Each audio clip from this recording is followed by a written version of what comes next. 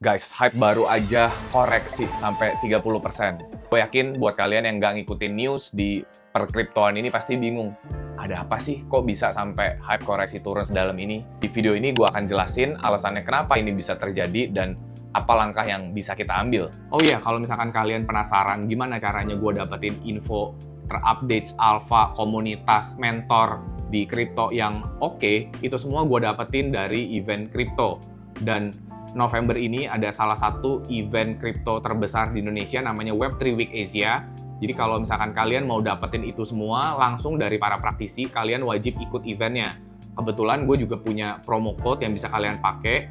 Jadi kalau misalkan kalian pakai kode ini, kalian bisa dapetin diskon untuk tiket masuknya. Jadi sampai ketemu di Web3 Week Asia ya. Lucunya, hal ini di-trigger sama orang yang sama yang bikin hype naik ke 59, yaitu Arthur Hayes. 3 minggu setelah dia shield hype di WebEx Jepang, yang dia bilang bakal 126x si hype ini tahun 2028, dia jual semua hype yang dia punya. Terus dia bikin statement kalau hype ini bakal short-term bearish tapi long-term bullish. Dan beberapa reason yang bikin dia bearish, salah satunya token unlock di November. Jadi menurut dia kalau misalnya revenue yang Hyperliquid punya sekarang itu tidak bisa absorb atau serap selling pressure yang terjadi kalau pada saat November core team dari Hyperliquid itu ngedump token hype-nya mereka.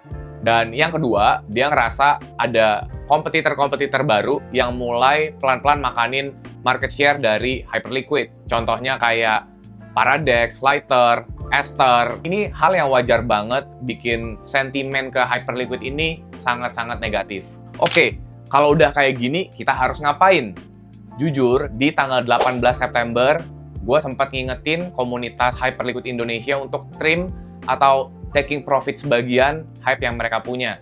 Walaupun akhirnya gue tetap hold 100% karena gue punya conviction tersendiri. Tapi jangan salah ya, gue juga lihat Ester ini super potensial, makanya gue juga punya backs kok di Ester dan gue masih hold 100% Ester maupun Hyperliquid gue. Backingannya si Z loh, pemain yang sangat berpengaruh di dunia kripto.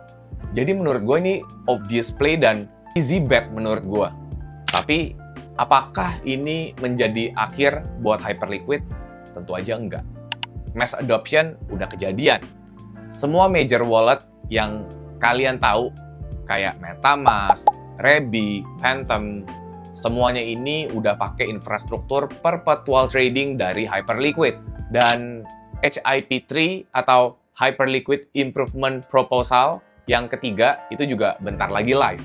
Perlu diingat juga, walaupun ada token unlock di November, token dari tim itu bakal di-vesting 2-4 tahun mendatang. Jadi gue masih bullish, super bullish lah on hype.